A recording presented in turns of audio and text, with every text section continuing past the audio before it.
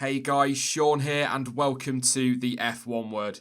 Now, prior to the Chinese Grand Prix, some reports were circulating that Dmitry Mazepin was in talks with Williams about the prospect of his son Nikita getting a race seat with the team.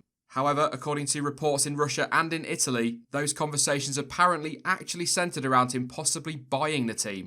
First off, yes, this is effectively a rumour, I think that is quite clear. Okay, it has come from major sites in Italy and in Russia, but there has been no official word from either party as yet, and I really doubt there will be. But I did feel like it made for an interesting conversation around the future of Williams and whether or not this could be a realistic option for them going forward. To say that Williams are struggling right now is a bit of an understatement. They had a very difficult time during pre-season, as I'm sure you'll all remember very well, and have found themselves cut well adrift from the rest of the field since the season got going. In fact, in qualifying trim, which of course is where we tend to look as one lap pace does often give us a good idea of a car's outright pace, based on their 3 fastest Q1 runs so far, they are just over 1.3 seconds on average away from the pack. I must stress, by the way, that is a very rough calculation, but it's close enough. Throw into that mix all the apparent falling out behind the scenes in the end culminating in Paddy Lowe taking a, quote, leave of absence, and I think it's fair to say it really is a bit of a mess.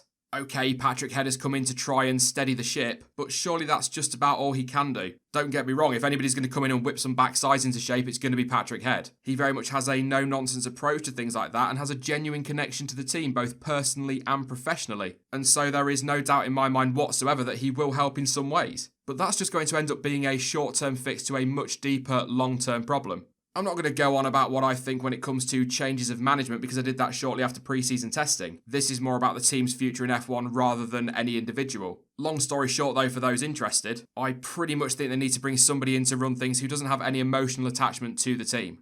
Williams are in decline, there's absolutely no doubt about that whatsoever. In 2014 they finished third in the Constructors, racking up a total of 320 points. 320. They finished third again in 2015 before back-to-back fifth places in 16 and 17. In 2018, they were last with just 7 points to their name. Huge difference. And actually, I think another reason why I felt like I wanted to sit and ramble about this for a little while is that stat from the weekend. In China, Mercedes became the first team since 1992 to finish 1-2 at each of the opening 3 rounds of the season. The last team to do that was Williams. With all of this that's going on at the moment, it sometimes feels like it gets forgotten that they are the second most successful team in Formula 1 history when it comes to constructors' titles won, and if you throw everything into the pot including drivers' titles and race wins, they only drop to third. That's just it though, history. Williams have got this habit of clinging on to the past and trying to cling on to their heritage. That is admirable, don't get me wrong. There are teams out there that would give anything to have that kind of history behind them. So there is absolutely nothing wrong with them wanting to preserve that. The issue is F1 has changed so much and continues to do so. Costs have skyrocketed, the landscape of the sport has changed drastically, and whilst teams like Williams have been focusing on their past, others have managed to evolve and have adapted to the changing climate. Maybe it's time they did the same. We have previously discussed the prospect of Williams perhaps going down that B-team route, maybe with Mercedes, just to try and help make them more competitive and secure their long-term future. And whilst I personally still think that is a reasonable option, Claire Williams has made it perfectly clear that that will never happen so long as she has a say in it. I believe actually the phrase she used in the Netflix documentary was "over my dead body," so that's a firm no then. And frankly, that's pretty much how I see these apparent talks with Dmitry Mazepin going. If they're not going to accept B-team status, I just can't see them being willing to sell up. Certainly not as long as Sir Frank has a say in it, or any of the Williams family for that matter. No way.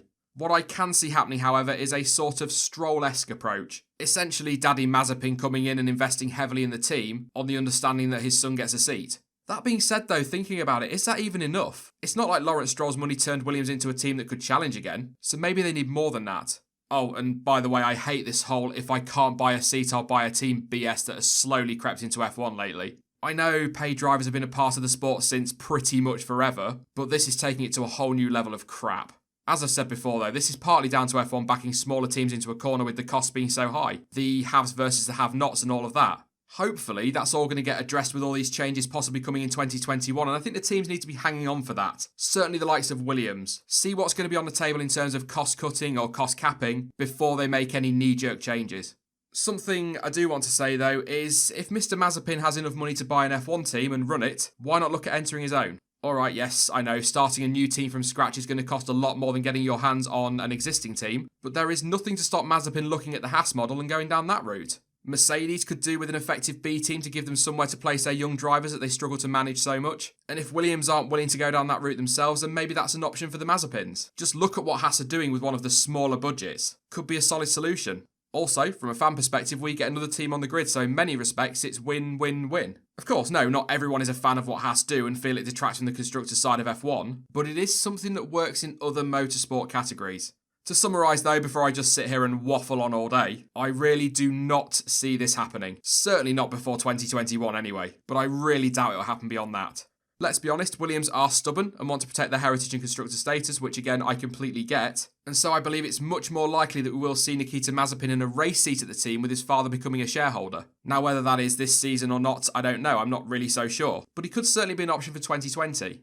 Look, in all honesty, as much as I understand the dislike that people have for pay drivers, I do find that a more palatable prospect than the idea of losing a name like Williams from the grid. Ultimately though, something needs to change within that team, otherwise they may not have much of a choice in the matter. That is it for this video then, and in the comments section down below, let me know your thoughts on this, I'm gonna say story. Do you think it's time for Williams to sell up, or do you believe they should seriously consider the B team model? And also, what would you change at the team if you had the power?